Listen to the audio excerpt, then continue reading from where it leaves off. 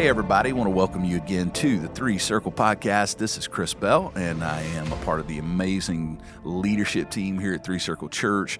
And you have joined us today on our podcast known as Beyond the Weekend. And what that means is we go a little bit deeper, a little bit further into what we're talking about right now every weekend, which is Thursday and Sundays here at Three Circle. Right now, we're in the middle of a series called Storm Shelter. It's about 1 Peter, and we're just kind of walking verse by verse through this incredible letter that Peter wrote to the church.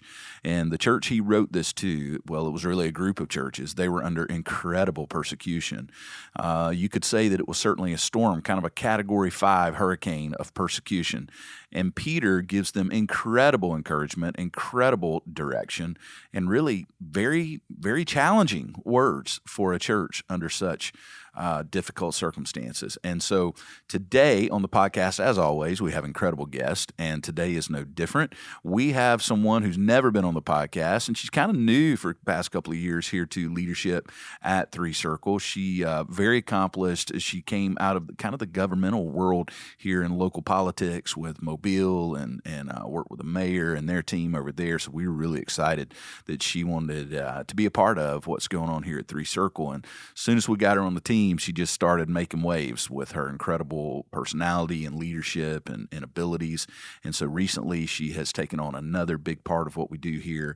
And so it's really awesome to have today on the podcast for the first time, my sister in Christ, Katie Machado. How you doing? I'm doing good. Thank you so much for having me. Yeah, it's really good to have you on today. Now, Katie, by the way, I always there are the last names that I want to make sure I'm saying them right. Did I say it right? You did, Machado. That's what I thought, yeah.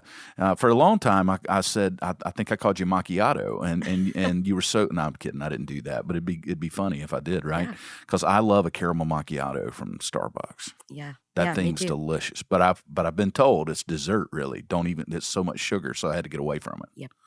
Do you have a coffee of choice, Katie? Actually, it's caramel macchiato. No, are you serious? I'm not kidding.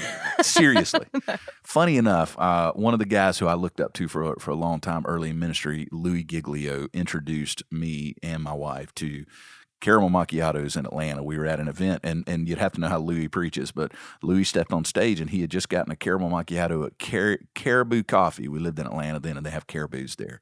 And he did this whole sermon about the fact that most of us know more about what's in our coffee drink than we do about what's going on in the Word of God. It was this incredible sermon.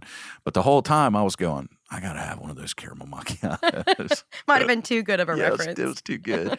Katie, it has been such a pleasure to have you on our team. Tell me how long you've been on the team now officially. I started back in August of 2022. Okay. So year and a half. Yep. Is that right? And so recently you just kind of got a big chunk of the pie around here to lead. You have recently been named the small groups director here at Three Circle. And so just a quick rise you have had already. But I think the thing that people realize really fast being around you, number one, is your joy. You have so much joy. You seem to really enjoy life. You seem to enjoy what you do. You bring that kind of energy to everything you're a part of. And then, because there are people who are just happy about everything, but maybe they're not that great at what they do. They're just happy people. But you are a formidable leader. We saw really quickly that whatever Katie does, she does it well. And so I just tip my hat to your unique combination of leadership and energy and joy that you've brought to the team. Tell us, where in the world did all that come from?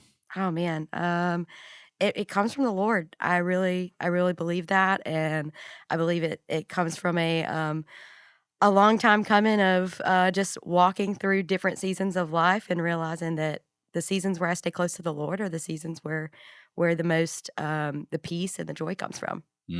Wow. When did you become a Christian? I was 19 years old. And I grew up in the military, so I didn't really have a home church. I, floated around a lot. We moved every 2 years. But my grandparents were a big force of nature when it came to just knowing the Word and teaching that to me. So when we'd be home, I'd always just find myself on their couch and, asking like more and more. And where were your grandparents? Where they here lived? In Mobile. Okay. Yeah. So when we come home from them, just visiting them and learning more. And I remember that kind of being maybe the foundation of it. But then just walking through some really tough seasons as a teenager and going into my young adult life, I just found myself longing to belong to someone Mm. and longing to know my creator. And yeah. And so at 19, I remember just this moment, this pivotal moment of being like, no, like I want to know the Lord Yeah. and just giving my life to him. Wow. So you've been walking with God for quite some time, Mhm. and then so tell me a little bit about your journey. Tell our church a little of your journey, because it's kind of fascinating. You were working with the government folks, the local government folks, and the mayor over in Mobile, right? What were Yeah. you doing on that team? Yeah, so I started back in undergrad with the University of Mobile. Went to University of Mobile for my bachelor's in Go Rams! Go sociology. Go Rams! It's my Rams! alma mater. Yes. Yes. And so out of that, I landed an internship with the mayor and did that internship. Went on to graduate. Worked for a nonprofit for a little under a year, and just remember praying during that time with the nonprofit that I didn't feel like that was what God had called me to. And I said, God, just use me in the way. If it's here, then just help me see it. But um, as time went on, about 3 months into that prayer, I remember God. I got a phone call, and it was from the mayor's office, and they were like, "Hey, this is not within your realm of degree at all, but we really need an executive assistant for the communications director," which was the mayor's communication director at the time. And I was like, yes, I'm all in. Yeah. And so got my foot in the door.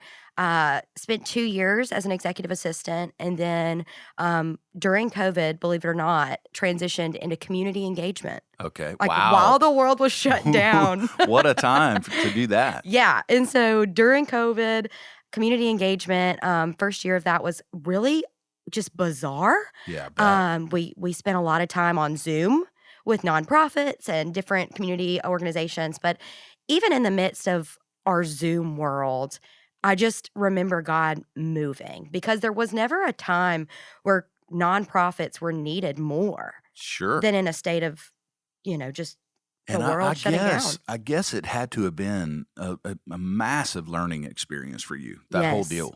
absolutely. It was every day was a new challenge. Every day was something different, and that's what I look back and loved about it, was that I met so many awesome people that really just had hearts to serve others. Yeah, Yeah, that's amazing.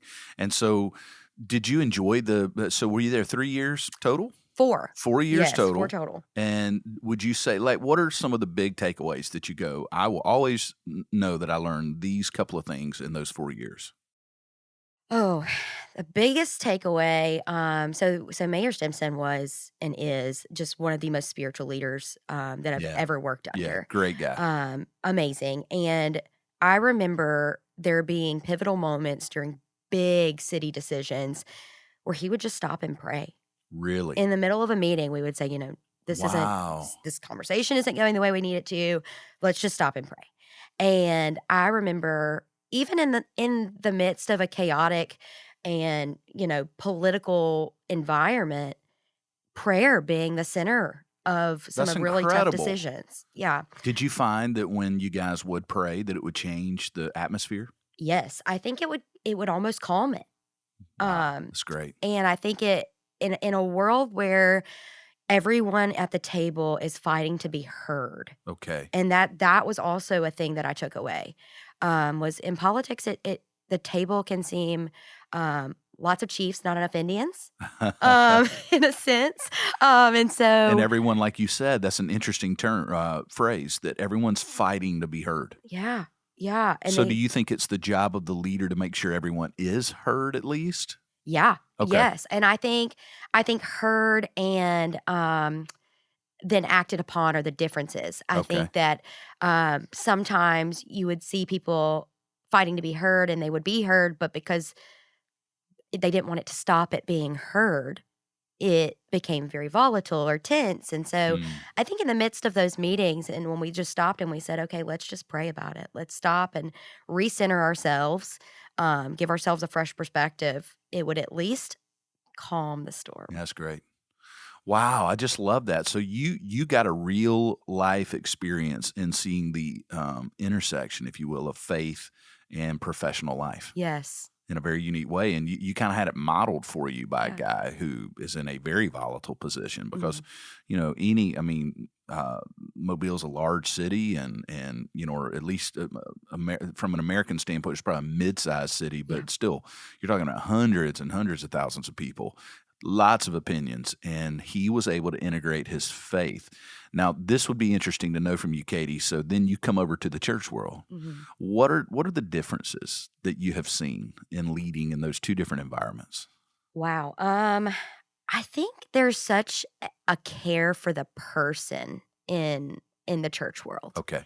Um, So I've it's not just projects. No, it's not Okay. just projects. It's not the next thing on the to-do list. It's no one's a means to an end, and I know No, I that love can that. sound bad, like I'm saying that in the Well, it political world it certainly could is. get that way if you're not careful, but Yes, and I think that, here I've never seen that. Here I've always seen that we are people over process and that we care about the mm, individual, from every level of yeah, I love ministry. that.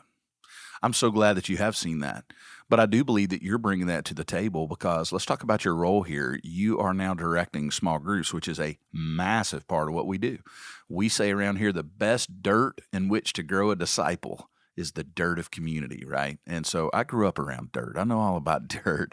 I grew up on a farm, man. We grew stuff, and we grew soybeans and corn, and that was in the big fields. And then we had gardens and all that kind of stuff. So my life was around dirt. In fact, funny enough, because this is considered the Gulf Coast is where I grew up as well. South Mississippi is sandy, so a lot of it's not the best soil. My granddad would always bemoan the fact that if he would have moved to the Delta in Mississippi, he could have been a real farmer. He was like, I'm trying to grow all this stuff in sand down here on this coastal plain. But when you realize that dirt and soil and nutrients and all of that have so much to do with really healthy growth in the plant world, if you will, in agriculture. The same is true with disciples. The same is true in the church. And so we believe that we're not saying that you have to be in a small group to be a Christian, of course. That's faith alone and Christ alone. But we do believe that nothing will grow you more and faster and more healthy than being in community with other believers. So talk to us, Katie, about maybe what do you see as the importance of this role that you're in, and how have you personally seen small groups play a huge part in the discipleship of our people? Yeah, small groups, personally, small groups have changed my life. Cody and my husband and I were a young married couple with really no community. And I remember just serving and Brady Hall being like, "You've got to meet the Roberts. The Roberts are going to be your people." And we jumped into small group. And from there, I mean, just the power of having that community around us in just young married life and then walking into parenthood together. The power of community is is so underrated. I Hmm. mean, I think that, also coming from a childhood where, we I didn't have that community at all times. Growing Because up you in the move so military, much. yeah, we moved so much. We were kind of like little lone wolves and a little lone wolf pack. And then going from being a family to being a broken home. And so Cody and I knew very early that we weren't going to be able to do this alone. Got you. We needed So you needed it. we needed people. We needed Right. people who would walk alongside us and, help us. Okay. And so being able to nurture that that need through small group and just through community has been huge and impactful. And being the guest services director as well, I've seen so many volunteers plug into a small group and then come and tell me about just the life change. Yeah, And it's just beautiful to hear their it really stories. is. It's so powerful. So if you were like right now, if you were to, I'm going to put you on the spot a little bit, but let's say there was someone listening right now and they're not in a small group, but you've got their attention Mhm. and they're thinking, okay, Katie, I'm with you here. What would you say to push them across the line? If there was two or three things that you would say, here is why you should make, because it is a sacrifice, right? I mean, it is a time thing. We're all busy. It is I'm going to go to a house with people and hang out. I get all of that, but why should they do it? Man, they should do it because it's an anchor. Okay. In a season where and in a season of just like things you've said, they're busy, they've got ball practice. They've got things going on. They've got crazy work schedules. It is the thing that will bring you back to remind you of how deeply you have to be close to the Father. Yeah. And I think on weeks where, it's been a struggle to sit down and get in the Word, or it's been a struggle to find time to pray, when I go to small group or when I'm in my small group, it is that instant anchor of, we need this. That's good. So for me, because I'm a big small group person, and I know that it's always like, because you mentioned it, we're all so busy. Life is crazy. It feels, especially if you're a parent, your kids are going on. Yeah. But when you finally get there, right, and you walk in, and if you've been in a group for a little while and you've built community, there's something like the blood pressure just goes down. Yes. You know what I mean? You walk in the room, you go, okay, these people know me. And for me in particular, it's a blessing to me, because early on, like, if you're going to be in my small group, you can't like look at me as the dude on the stage anymore. Yes. I'm your brother. And I need that. I tell them, I need you to just be my brother and my sister. And when we get in this room.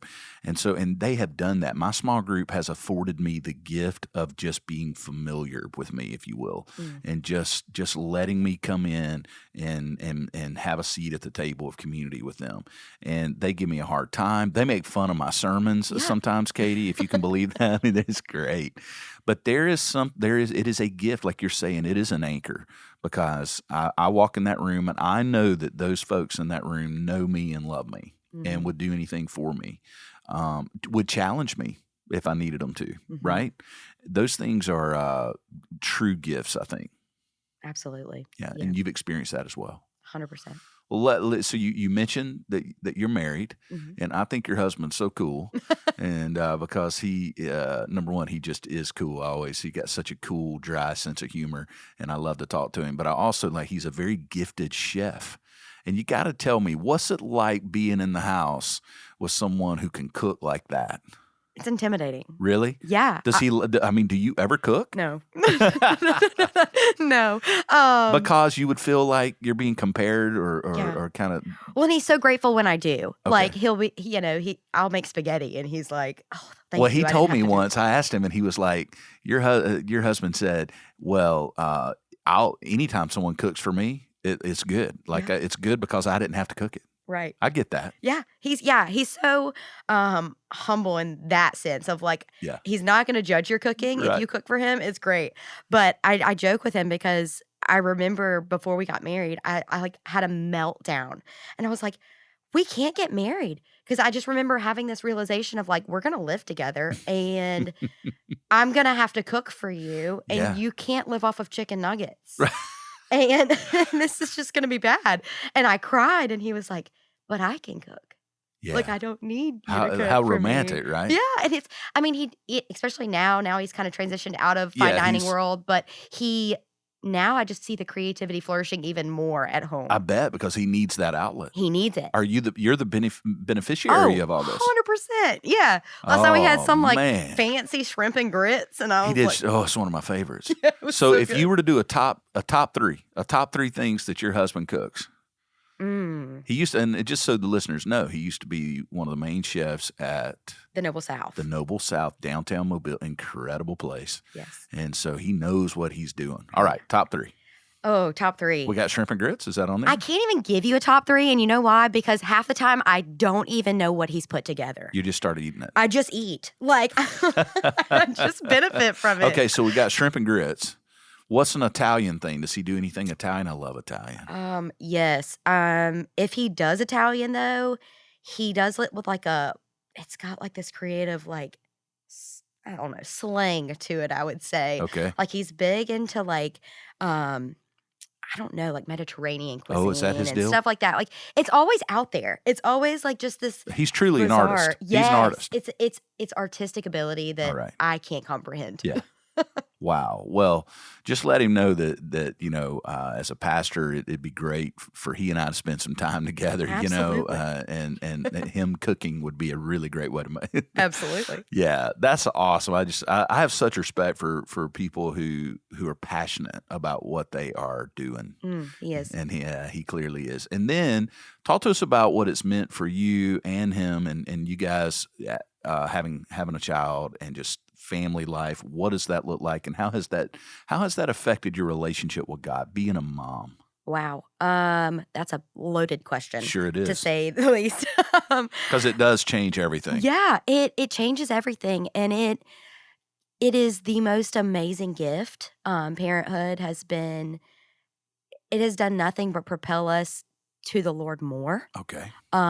We I put in our baby dedication letter to her, we truly realized the depths of our selfishness when we became Oh, I parents. totally agree with that. We never realized more how much we depended on sleep, or how much we like the things that, like, you just don't Yeah, think about right. became so it just I knocks it I out. found it to be, almost, I found it to be like, personally embarrassing a little bit when I Yes. realized just how self-centered my life had been. Yes. You know, Yes. marriage did that for me a little bit too, just going, "Okay, just knowing my life's gotta not just be about me." Right. And then for she and my wife and I to go, "It's not just about us now, it's about these kids Yeah. too." That is a game changer, but I find It that God is. uses it to mature us. Have you found that? 100%. He has used it to mature us in so many little and big ways. I mean, we have strengthened our communication. I mean, I was just telling someone this morning, like, Cody and I have never been tested on our communication skills more so than when we're sharing the responsibility of Oakland's schedule. Oh, man. Like, who's feeding her lunch today? Right? Who's picking her up? Because it's pretty important. It is. We got to keep it alive. When we got home from the That hospital, is one of the big things. I was like, they're trusting us to keep this human alive. Right. What have we Um, done? I know. And so it's amazing to watch her grow, and then to even ourselves grow with her. Yeah, that's awesome. Yeah. That's incredible. And how old is she now? She's 2. She just turned And let 2. me tell you what, that child, whenever I see that baby smiling, you guys were walking out of the lobby just a few days ago, and I came out of the I came out of the office door, and I think when I think she's just putting on to make me feel special, because I'm pretty sure she just smiles like that for everyone. But I like that, like it's just me. Yeah. But I mean, she acts like she's known you forever, and the biggest, cutest smile She's so ever. full of joy. Oh man, She's she's awesome. I wanted her middle name to be Joy, but Cody wouldn't want that So happening. what's her full name? Oakland Page Oakland Machado. Page Machado. I love it. That's awesome. Okay, so tell us this. What we like to do when someone new is on the podcast, Katie, is tell us how you walk with Jesus. What does your walk with the Lord look like? And by that, I mean really the like, how do you get in the Word of God for just you? What does your prayer life look like? And some people, it's so interesting how different ones have come on the podcast, and everyone kind of has a way. Mhm. A lot of our younger parents that have been on the podcast, it's in particular moms, have said, I do it in the car. Like it's my time. It's my Yeah. time when I'm driving. I listen to the Word of God, or I pray in the car.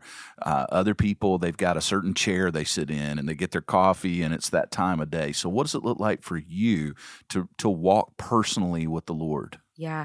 It is seasonal. I think it changes on depending on the season, and I love that our church is so flexible in that. Like, it's just a matter of do it, Hmm. and make it a priority. And right now, for us in the throes of 2-year-old life, we are definitely in the car. We're in the car people. I pray in the car. I also find myself praying in the shower. Uh It's huh. like my other only Sure. alone moment. Of course. Yeah. So those are times where I feel like I can kind of shut out the world and focus long enough I to totally. do that.